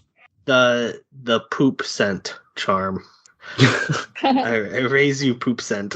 I think that has an effect though of some Yeah, sort. it deals damage. It does, but like it's one notch. Why waste it? Like that's a notch that you can have two nail lengthening charms on, or like the thorn. I like the thorn ones. Like if I was stuck on a boss, I'd throw off compass and I'd put on the thorn, and it's like, yeah, you may have hit me, but I am doing 1/4 damage to you. I mean, there are little things. I mean, but there's so many different options you can choose. Like mine was all based around healing, where I would heal. I said earlier, heal 2 things, heal faster, and then run for my life as a slug. Like that was my way of playing, and that style worked perfectly for me, and I was the happiest when that worked. It never crossed my mind until like you were talking about like having different builds. I was like, oh, I guess like, yeah, those charms are really that versatile to where you can have like a magic build. Cause like I always just do like compass and then nail length and then switch them out depending on like what boss I'm facing. Yeah. Or what area I'm in. Speedrunners, what they do is they use the Shaman Stone, which increases your damage of magic, and then that's how they beat the shit out of everything in this game. They also, I've seen talks of Fluke Nest. Oh god, yes. One I want to mention, Fluke is probably the ugliest boss in this game. Flukemania. Oh yeah. Hey, that's my friend. Oh man, I found Fluke later on. That fucker was ugly as I murdered him. That guy sucks. So like I had seen rumors of that. So like I had like purposely seeked that boss out because I was like, all right, I'll try more magic this time. And like if this charm is really as broken as like I'm seeing, I could not figure out how they do that. You have to put a few different charms together, such as the Shaman Stone charm, which increases your magic. And then the Fluke things will go from being pink Fluke to black little slugs, and you have to shoot it right in their face. Yep. Because the way that the damage hits is it doesn't hit like your nail hits, it triggers their iframes. Yeah. They absorb the damage. So you can kill things in like 1 or 2 hits with that skill if you get all the little flukes, which are a bunch of little slugs, to hit the boss at once, and that's how some of the Yeah. speedrunners beat stuff in this game. They just flood them with that attack. Well, I'm gonna have to go back and do that. I mean, that's the thing. There are so many different ways to play this game. Like, there are so many different. The reason I use build was not because of me, because speedrunners talked about that, and guys that I saw talked about different builds, and it's like it's true. Like, that's just how this game plays. You can really alter your character. Where my character was always kind of the same because that's how I play. But you have so many options, Right. and I thought that was great. Alyssa, did you have a favorite charm that you use or charm set? It varies. It depends on what I was doing. Like I always had the compass on. I like having the soul catcher and also the grub song, because like that, if you take damage, like you get some soul for that. The long nail, of course. Steady body as well. Oh, Those are like my main that I usually always have equipped. Again, unless I'm doing a boss, then I'll take some of those off and put something else on. But yeah, I didn't get, because when I first played this game, I got like, I feel like I got all the charms. Like I was just on a mission to get all of them. But this time around, like I have quite a bit of notches that are, empty, that I don't have the things for. Yes, Did any of didn't you care. guys get well, I did care. It's just, I don't know. No problem. The struggle is real this time around. I don't know why. But did any of you guys get that like charm lady? Did you get her blessing? Oh, yes. No. How do you get her blessing? Is when you get all the charms, right? Yes. Or you had to have like a certain amount. I did not. Yeah, there's a charm just called Joni's Blessing. Oh, I got that one. Oh yeah, I got that. I didn't know that was for buying all her charms. I thought you. No, that's found from a that. different. That's from a dead Oh. NPC. Oh, okay. No, what she's talking about is when you. I thought you had to get all the charms, or at least most of them. You talk to the charm lady. And I think she does something, but she like kind of floats around you at times. Yeah. When you're on the bench, I think she comes by you. What does she do? I don't remember, because I got it my first time when I played this, but this time around I did not get it yet. So Yeah, I don't did not remember get- what she does. Okay, I didn't care enough. I was gonna go for all the charms, and I was only missing a few. But the fact that I couldn't do the damn Queen's Palace, that's what really broke me. Because had I beat the Queen's Palace, I would have kept going. But when I failed that, I was like, yeah, this game's getting turned off. It basically just regenerates your soul at the bench. Because, like, generally, when you sit down, like, it just puts you at full health. But she will, like, appear above the bench and basically recharge your soul that way. So if you're at a bench, not only will you get full health, but you're also fully equipped to, like, carry on. Damn, I would have went for that had I known that's what it did. But maybe I needed if I didn't need all the charms, I would have went for that. I was only missing. Well, okay, I couldn't get the Grub Father one because I couldn't finish all the grubs. That was part of it too. I just couldn't. There were a couple grubs that After you defeat the collector, though, where it shows where all them are. I still couldn't do it. I couldn't. Wait, you beat the collector and it shows you where everything is? You get a map from him, and then in your map, you see right where the grubs are. And the collector has like 3 of them like hidden up in his little room too. I gotta find this guy. I'm gonna re-download this game. Again, Tower of Love. You got to get the key from Queen's Gardens, and then he'll be there. The key's not So hard to bad. get though. You don't have. I don't. You might have to kill the Trader Lord, but I don't know if you have to kill the Trader Lord to get the key. I don't think. I'll do it for Grub No. Daddy. He's hungry. I I don't care if Metamorph. He's hungry. The fool fat fucker ate all his kids. That's what I gotta say. I don't see Metamorph. I see the going kids. Grub Daddy. Oh my god. Say here's some money. Thanks for lunch. Here's some more money. Thanks for another snack. I can't wait. Oh my god. Well, you know what they call food sometimes? Grub. Oh my No, god. Something no. to think about. No. Who's really behind Grubhub? Oh my gosh. A bug. It's Grub Dad. Are there any? Oh, I have one more question for you Sure. guys. Did you guys do the Grim like trial troop thing? No. The DLC? Forever ago. I was say, on the not this final playthrough. boss. I can't beat the final boss. Very It's difficult. impossible. Ah, yeah. The nightmare thing? Yeah. But the music, so good. Yes. The music makes me want to fight the boss, and then I go to fight the boss, and I'm like, oh yeah, I suck at this game. I can't do this. I actually never found that lantern. I could never find it. I didn't look that hard, but I couldn't find it to start to get them to show up. Oh, it's hidden when you are in Howling Cliffs. You go in like a certain area and you have to activate. I actually accidentally activated it, and I was like, "Oh shit!" I'm like, I didn't want to do the DLC yet. But You don't yeah, have to that's do it. how You we just play. it's just there, right? Yeah, Yeah, but they it's just move there. into you gotta do Dirtmouth. it. You can't just leave it there. You can. It doesn't hurt anything. No, Mike. No. I wanted to try it, but once Queen's Palace broke me, that was the end. I just was like, okay, beat game time. This game needs to get uninstalled. Well, I want to hear Lucas's experience because he's beaten it. this is very tough. So that DLC, it is kind of a long DLC because after you beat Grim the first time, I believe, you get sent on a quest. You're given a charm that shows you where I want to say they're like bats or flies or something like that, and they're scattered throughout the entire world. So like with that charm equipped, they start to appear on your map, and so you basically have to re-explore the whole world to collect all of these. And then after that's done, that's whenever you can fight Nightmare Grim. Nightmare Grim is a hell of a challenge. It looks like it. I have no idea how many times I tried to go through that boss. A lot of different charm combinations. Even like once I learned the patterns, like it's just a very fast fight, and you really have to be just kind of similar to the Mantis Lords. Like it requires a certain amount of patience of understanding like, oh, this attack is coming. There's no reason for me to even try to like get into a hit. At this point, I should just be focused on dodging and not taking damage. So because of that, it's a very long, drawn out fight, but it's very satisfying to beat. I think I saved the clip whenever I did it. I was so proud of myself. And then I don't even remember what the reward is that you get. It probably wasn't anything that great, but I felt good about doing it. I don't think it's anything too great, to be honest. Yeah, I don't remember what it is, but it's not something that I know. When you beat him the first time, you get an extra charm notch, which is what I wanted, but I just couldn't. He's not that hard the first time you fight him. I think I could. He's difficult, but like, he's doable.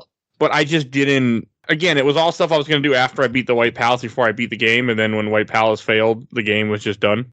So, not finishing the White Palace really made me upset. Like, it really made me sad that I couldn't do it, and I just felt like I hit a ceiling, and I just went to beat the game immediately after that. The Godhome DLC is even more difficult. Yeah, no, thank you. That took me a very long time to complete. It's basically a boss rush mode that has, I want to say 3 or 4 tiers to it. And the first few that you do are definitely doable. Like, they're hard, but it's all bosses that you've faced before, just in certain order, back to back. The final one makes you go through every boss in the game, and you get like little points of rest throughout it. So I want to say like every 5 or 6 bosses, you get a bench and like a pool to refill your soul, and then you can switch out your charms if you know what's coming up.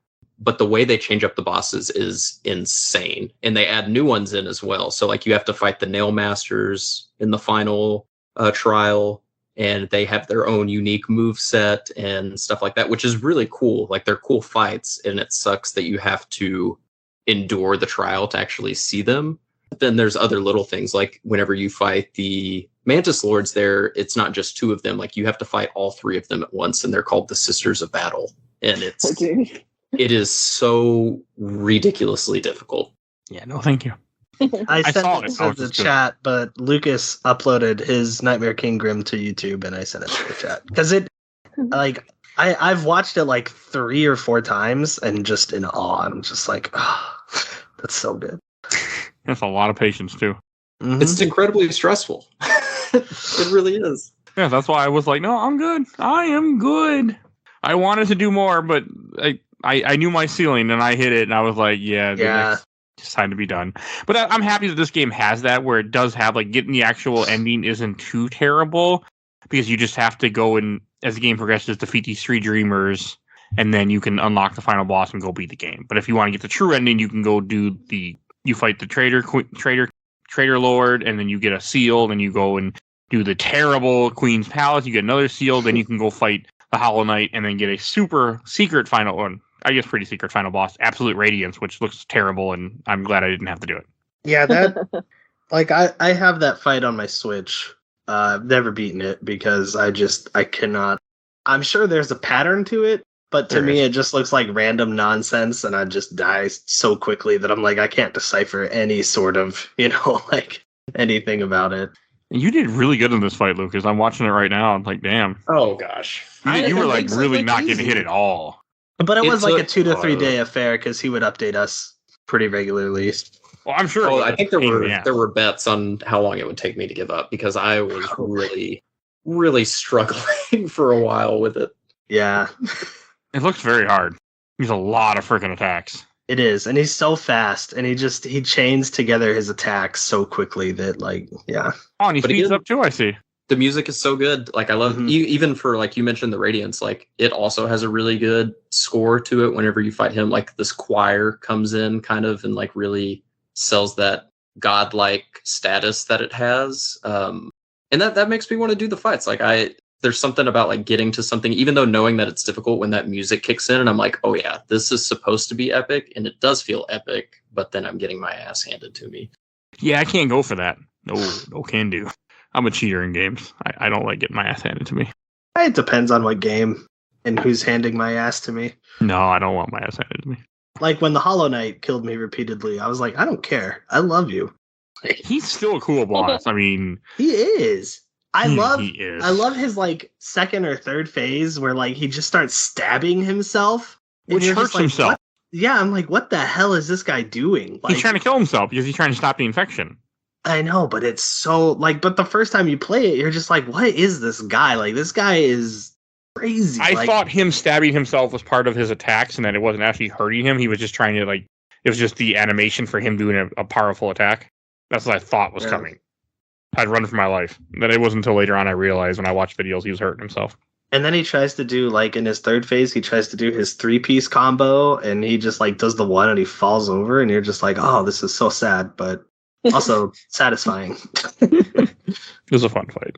And the Absolute Radiance is a giant moth, like God, which is the whole like issue of the game because that moth was able to dream, and then she's the one that created the infection, and she's the one that's making Hallownest terrible, I guess, to put it briefly.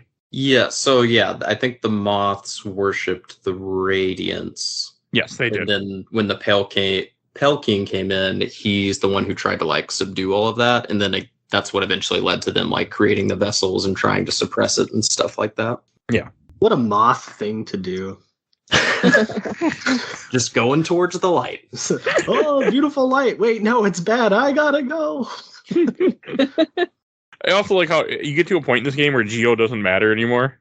Mm-hmm. Like I got to that point where I was like, I could lose this 10,000 Geo and I just don't give a shit. Oh, Yeah, I reached that No. point in the middle of the game, I think, where I was just like kind of done buying, which I like severely handicapped myself this playthrough because like I was just like, charm notches, don't need them, health shards, don't need them, and then I ended up having to grind out Geo to buy those things. But I came to one Nell Master and he was like, hey, I have a cool technique, and I was like, yeah, show me. And he's like 850 Geo, and I was like, ah. In this economy, I can't afford that. There's some easy ways to farm though. yeah, that's Yeah. true. Because that's what I did. I looked up some, but they were all endgame stuff. But I found one that was like I was able to go from the stag station, go up, kill a guy, get like 40 Geo, kill a couple guys, and then repeat it pretty quickly. And it worked for early game to get me enough. That's how I got enough Geo to buy. Because I was scared of the Mantis Lord, so I bought everything I could before I beat them. So I had everything that the Charm store sold and everything that the other store, Sly, sold before you get him this other key. I I didn't have a lantern. I don't think I had the lantern yet, but I had all like the stuff that would enhance my character. I went and saw my grub daddy, and he was just like, here's some money. And I was like, thanks. Thanks for the snack I'm gonna have later. Here's the money. I can't. That really irritates me though. That's all you're doing is feeding this fat ass. That bothers me. Not that you're feeding him, but because you're feeding him his children. That just bothers me. Just not okay with it. Oh, can I do. have a question for you guys. Did you guys do the delicate flower thing? No. No. I I was done it going to. before. I didn't was do it this actually- playthrough. I have done it before, sadly.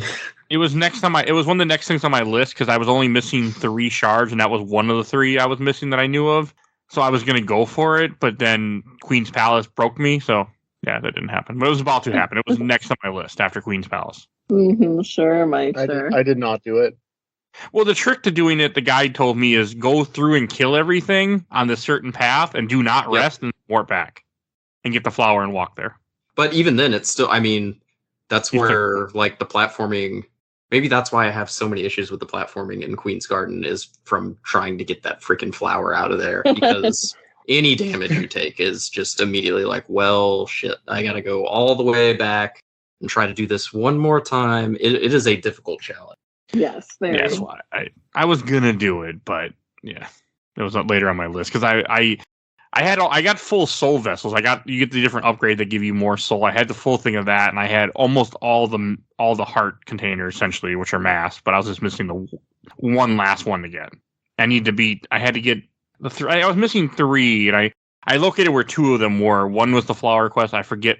Oh, I got one of them. One was the Enraged Guardian. I went and beat him, and then there was one other I had to go look up.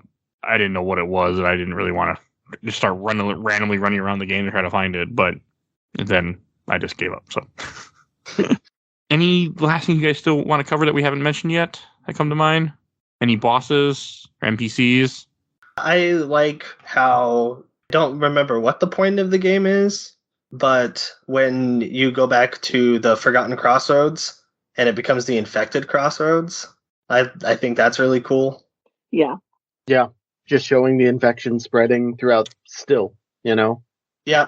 I was hoping, like, my first playthrough, I was hoping that, like, you would go to, like, further away places and, like, they would start to get infected too. But The thing that kills me about that is, and it gets me every time, is how you'll look at your map and the quickest path to, say, like a bench or whatever you're trying to get to, you're like, oh yeah, that's quickest path, let's go. And then there's just this big blob of infection. It's like, yeah, they should have funny updated thing, the actually, map. you're going to have to go the long way if you want to get down here. The knight just furiously scribbling on the bench. Scrawl, fucking goo. You can't go this way. I also like the Dreamers. I think, because, like, when you first, like, when you play it, I guess, you're kind of expecting, like, a boss fight, and then, like, they're just like, yeah, we know why you're here. Like, you do what you need to do. And, like, don't, fight you. And then I kept forgetting for the first 2 Dreamers, because I did them so far apart, that you have to hold the, I don't know a better way to phrase this, but the soul suck button, or, like, The I guess the focus heal button. Yeah, Focus like, would work. suck The in soul suck their works too. soul. I'm okay with that. Yeah. I forgot that, and I was like, oh, that's cool. Like, I like that mechanic where it becomes like you're not healing, you are, like, taking their essence from them. Yeah, I thought that was pretty neat too. I guess one last thing that I would want to point out, which you mentioned it briefly, how it is a Metroidvania. I think the abilities that it gives you throughout the game are very simple, but are also very rewarding to how you can explore the world, whether that's the, like, Monarch Wings and being able to double jump, or being able to hold on to walls whenever you jump, actually being able to go into, like, the acid water, which I hate whenever I don't have that tier that lets you swim through it. They're all, like, very small, but it's super nice whenever you get those. And then for someone who's, like, played through this multiple times, it's always that thing of, you start the game and it's like, oh crap, that's right, I actually have to unlock this ability to be able to move around the world so quickly. It helps a lot. I mean, we haven't talked about that. You get, well, they're simple, but you get a wall climb, you get a double jump, you get the acid swim, and then you get a dash. Crystal like a super Dash. Dash is the best. Crystal Dash is my jam. Yes, and then you also you have a regular dash, you hit a button, you kind of dash a little bit forward, Yeah. and you also have a shade dash where you can then dash through enemies and through a lot of objects, which is very nice. I think we're getting kind of near the end of this. You guys ready to go to questions, comments, or memories, or any last things to say still? Okay, I'll take that as a no. I posted in a few groups. First is, I try to, I watched the entire Orblit Super Replay. Thank you guys for having comments. I think you guys are putting up with me after all these years, too. So, let's see what we got here. First, from Kenny Stoltz. I actually did not like it as much as other people did. I just did not like the combat very much, and that's kind of the whole point of the game. Okay. That's fair. Yeah, I'm surprised. But no, it makes sense. From Lila Novera, she just put this, and she put Hollow Knight Ambient City of Tears with Rain, just the music. Yes. Yep. Absolutely. Big thumbs up. From Steve Lusiter, friend of the show. I played it because it was a PS Plus freebie, not really knowing what to expect, save the opinions I had heard. When I got was a game that was enjoyable and full of wonder. It had a macabre beauty to along with perfectly accompanying music. I love that it knew just when and where to splash the color. Controls were tight and never felt overcomplicated, even after several upgrades. My only complaint was the deepness. As someone who struggles with arachnophobia, I wish I had some warning about what I was getting into. It triggered a bit of an anxiety attack for me that almost made me have to stop playing the game entirely. I pushed through it, but it was a difficult struggle. Oh. I get that. I mean, there should have been a warning with spiders, something, but fucking spiders. And those spiders, spiders don't bother me, but they bothered me in deepness. Like, they were just creepy as hell. It's the background ambient skittering. It's also the fact that they come out of the background. Yep. Because normally you see stuff in the background moving around throughout this game. They don't come out into the foreground to attack you. I'm sure Christopher Larkin had a beautiful song for that area, and then they were like, "What? No, we recorded spiders skittering across the room." And then from Blake England, friend of the show, the characters you meet and their stories are one of my favorite parts of the game. Who was your favorite NPCs in the game? I know we talked about it earlier, but if you guys want to just say it again real fast. I'll say Nailsmith for me. What about you, Alyssa? Ooh. Oh no. Okay, let's see. The lady, the Eternal Emily, that's what we call her. Oh yeah, that we talked. Okay. And you, Nate? I'm gonna contradict myself from earlier in the show because I don't remember. I'm gonna go with the mask mask lady who tries to eat you. I like her. All right. And you, Reis? Willow. I like Willow. And Lucas? Oh, Last Stag all the way. Okay. Right, and then last comment from this group, from Casey Hecox. I just played through this game about 2 months ago. I kept falling off of it. I think it was mostly due to the hype, but after some hours, I started to really get hooked. I need to go back and get some more endings. I want to earn the true ending. It's really an amazing game. Good luck on that one. I hope you can make it happen.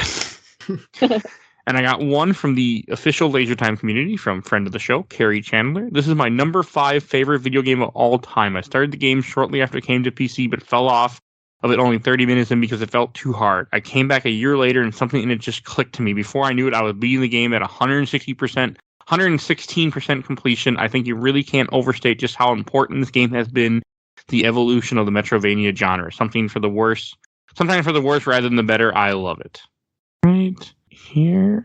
And I got one from the Metroidvania group from Brad Gilmartin. Did you at least kill Radiance? No.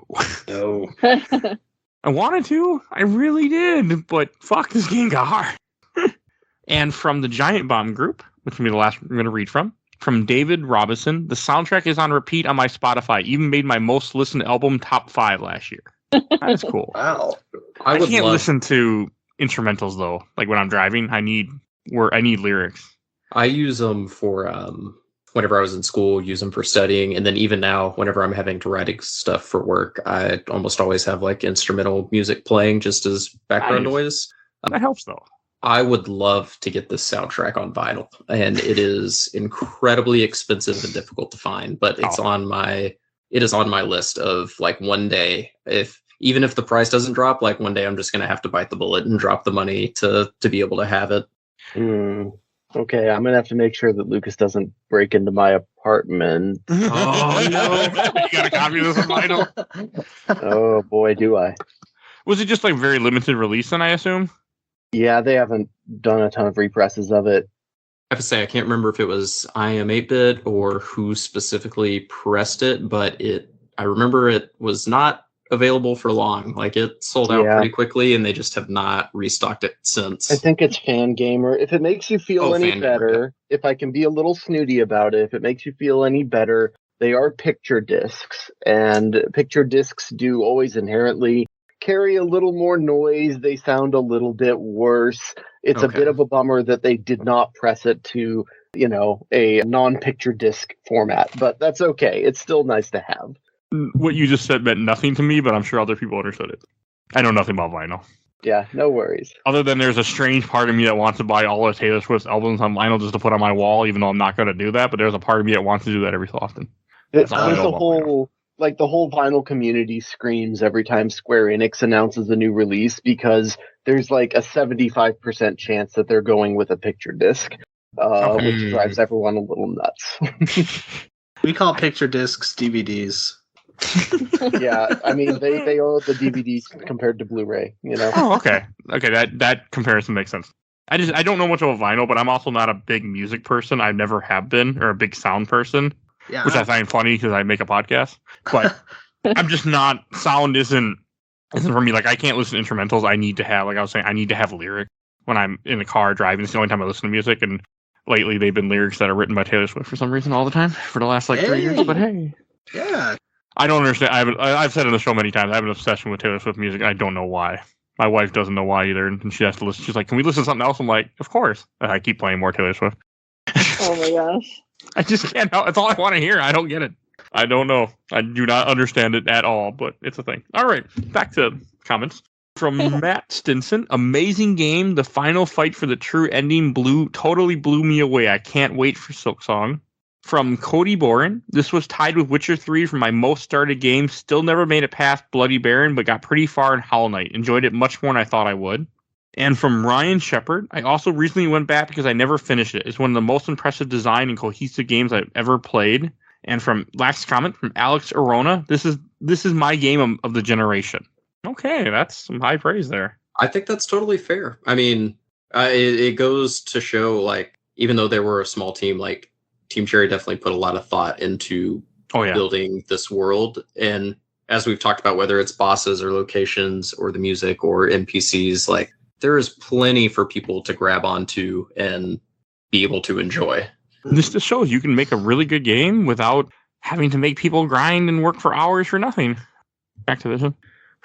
So, I mean, again, because it took years to get this game out. But when you're a small team, you're not spending that much money, I'm sure. So. I mean, I think a lot, but I think it shows that, like, I don't know. It's one of those kind of like indie successes that just show that like people with any creative ideas should just go for it if they can. Like, yeah, I'm really glad that this game exists because it's so good, and it's just, it's difficult, yes, but like it's just also like such a beautiful game. On that note, we should go to Shelf Stacker Box. And Nate, why don't you go first? This is going to be on my shelf. Proudly display it. This game doesn't have a physical release, right? What did you think of the Radiance? And I'd be like, That's a box? I don't remember that. I don't think this has a physical... I don't think it does. Maybe through like limited run? That's what I was wondering. But I don't think so. Okay. And what about you, Alyssa? Definitely shelf. I play this game a lot. I really like it because I like that there's so many parts to it. So, yeah. And you made me play it, so. Yes. There is a physical edition of it for Switch. Oh, that's cool. I own 2 digital copies of it, essentially. I own it on 2 different storefronts digitally. Yeah, I own it on Switch and PS4. I have it on Steam and Epic because it was free at one point for a random week. Oh, you can... I'm sorry, Fangamer has a collector's edition for PC, Switch, and PlayStation 4. Oh, that's cool. Yeah. This would be cool. I mean, I used to be big at having physical collections of everything, and then I stopped caring. It comes with a map. Oh, Lord. Oh, I'm going to have to get that. I'm going to have to buy this, too. Yeah, I have a map, too. It only cost me $69. less than $6 at FedEx office. Print it out, 11 by 17 paper, trim it out, laminate it, go up to the girl who happens to be my friend, Alyssa, checks me out, and then, boom, I have my map. Oh, sorry. I know we're doing Shelf Stacker Box. Is this the same Alyssa that made you a Hollow Knight Perler bead? Yes, it is. Which I was about to mention, too. That was on my wall to the right of me. Yeah, that's really cool. I saw that. I was like, damn, that's rad. She makes cool ass artwork. And that was, since she made me play this game, I'm like, this is my payment. Because this was not going to be on the show. When she first mentioned it, I was like, no, it's too long. She's like, please. I'm like, no, please. I'm like, fine. I'll do the damn game. I'm going to try that whenever I buy a good game from a retail store. I'm going to go back in and be like, this game was so good. You should pay me something. You should give me something for telling me to play this game. She only works with bribery with friends. And Reis, what about you? Shelf Stacker Box. I'm going to put this one in the box, and then I'm going to put the box on a shelf. This is the easiest shelf episode I've been in. Easier than Shadow the Hedgehog? Oh, yeah. It was a little easier than Shadow the Hedgehog. Just a little bit. Yeah, I know He that was did weigh the 2 games in his hand. Yeah. No, it's sitting on the shelf right next to Sonic Adventure 2. That's where it is. okay. And what about you, Lucas? Oh, 100% shelf. This is, like I said, I've played through it 4 times now. It's in my top 10 of all time. I'm not sure where I want to put it in there yet, but I know that it's there. And then, similar to you, I have artwork for it as well. I had a friend from college who made me a lovely little portrait of a grub stuck in his little glass tomb. Not stuck in his father's stomach? Not in the stomach. Nope. Too bad. Nope. It's in one of the weird collectors, in one of the collector's little jars, and it's packed up right now because I had to move. But usually it sits on my desk right next to my PC, and it makes me so happy. I love those grubs. And Lucas rubs his stomach while he looks at it and goes, But hey, maybe the collector was a good guy after all. He's just trying to save them from getting eaten. Oh my gosh. Oh, maybe. I again, I'm not going to get over that because I was so happy, and then all of a sudden I saw that. I'm like, what? I just saw a TikTok of the fat grub father and no grubs in the background. I was like, oh no, that's what cued me into it. He eats them all. and then that TikTok song that's like, oh no. Oh, no. I don't know. I didn't click on the TikTok. I just saw that image in YouTube. But yeah, when he's right, I was oh no. Fucking TikTok. I need to start a TikTok for this podcast, but I have not yet. Because I don't make video of content of any sort. And I'm like, if I could. I've thought about it. All right, now I'll go last. I'm going to put this on the shelf too. I came into this game with no real interest in mine, and I was blown away by how much I enjoyed this game. Like, I had an amazing time with Hollow Knight. I loved it. I don't want to play it again just because it's a game that would absorb me in a way that I'm not comfortable with. But it came at the right time too. Like I had more free time the week that I was playing this, so it worked out well. But yeah, I loved it. It's a great game. I'm so happy I finally played. I'm also happy that Alyssa made my further beat that I get to look at now and remember that I beat this damn game. So did Lucas go? Yeah, put it on the shelf. Oh, Top shelf. top shelf. Next to the grub. He was talking about the grub thing too. Oh, that's right. I You were remember just now. shocked when I You mean 5 minutes ago?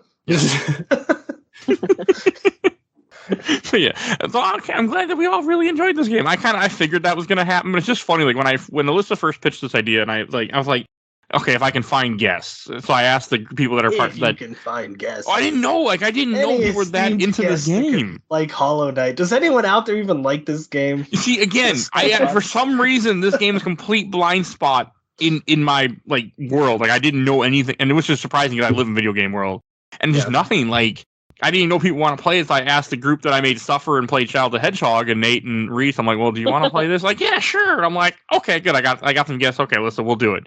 And then later on, when I posted we're doing it, 2 good friends of the show, Blake and Carrie, are both like, hey, I'll be on it. I'm like, oh, I already got people, but I appreciate it, but I didn't expect anybody to even care.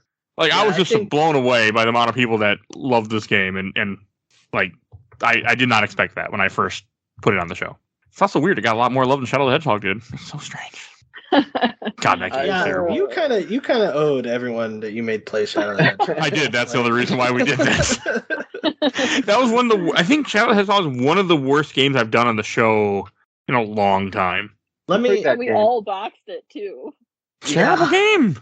Let me tell you, I use the GG app to list games that I beat this year, and I can't find the list now. Now I feel embarrassed that I make a list up. For every game I beat every year on a notepad, and I keep track of every game I beat and the date I beat it. I've been playing really good games this year, and then there's like Shadow the Hedgehog. It's terrible. I mean, we will do more Sonic at some point because I want to do Sonic Heroes just to mark that off. And I need to play Sonic Adventure one day just to fucking play Sonic Adventure one day. Yeah, I'm down. Let's do it. I'll play But that. We'll see. We'll see what happens next. We'll see what happens next season. I can't guarantee anything. I haven't started next season yet. Trying not to, because I just started the season. So I'm trying not to plan for next season yet. For what it's worth, since I didn't feel like I really said this, I think this is one of the best video games I've ever played in my life. Like, I think this game is incredible. It is. It really is. The enemies design we didn't talk about really it's all really great. It all plays so well. Yeah. It's not my favorite Metroidvania because it doesn't have enough Vania elements to it for me. I can't level. That's my problem. But other than that, I loved it. And that's not the game's fault. That's a personal thing with me. Oh, God. Even though we're just about done with the show, we didn't talk about the banker. We got to talk about the banker before we wrap this up. Oh, Maribel. So how pissed were people when they first found out the banker just steals your money and runs away? I was so upset when I first played this game. I was like, are you kidding me? Because I put so much money in there. Oh. I don't trust anyone in video games who is like, I'll watch your money for you. It's like, nah. I did not use her my first playthrough, so yeah. I did not know about that until my second playthrough. But I can understand why people would be upset. It is kind of funny though. She's also hard to get to. She's not easy to get to. Like, I didn't experience it, so I can laugh. But you wouldn't be laughing if you experienced it without knowing. Right. You're like, oh, this character's so cute. Let me put money in the little bank. And then you come back and it just falls down because it's a cutout. Oh my God. It's a cardboard cutout with the banker just sitting there. Once again, it has to be one of those conversations, just like Soul Time in second phase, where they're like, oh, we should have a banker. Yeah, you're right. And then they were like, steals the money, cardboard cutout falls down. Like, and she goes to she goes to an area that's not easy to find either. She goes to the hot springs in the city in that you can't find. Well, you have to have a certain key to find access to it. Yeah. Then you just wouldn't you if you embezzled a bunch of money from one person? What you do if you embezzle from your employer is you just go into it, you get in a car, you drive to a random motel that has a peephole where the guy's just staring at you, and then you just stay there the night, and then you don't have to worry about it anymore. That's my Psycho reference that I just had to make for some reason. I don't know. That's what came to my head when you said embezzlement. Oh, yeah. Psycho. I love Psycho. I was like, I don't get this reference. But yeah, she does. It's an old-ass movie. That's why.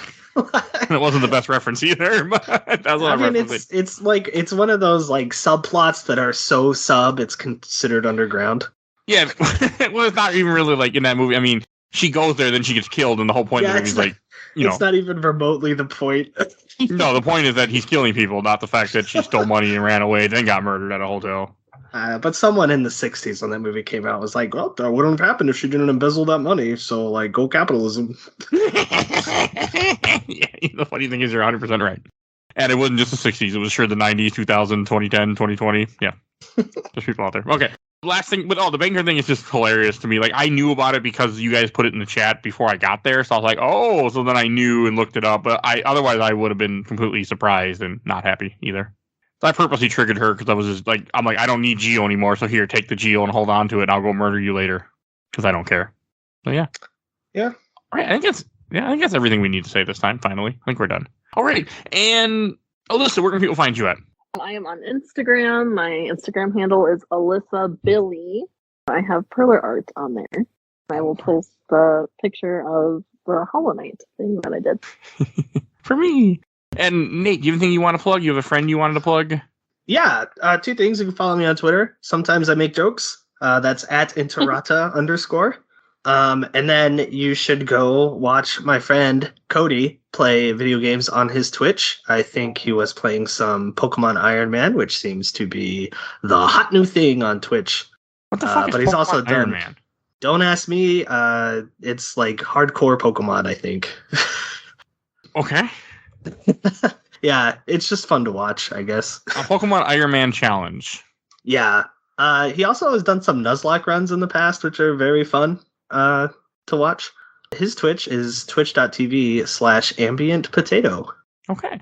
And tell him Interrata sent ya. And Lucas, do you have anything to plug? Or where people can find you at? If people want to find me, they can on Twitter.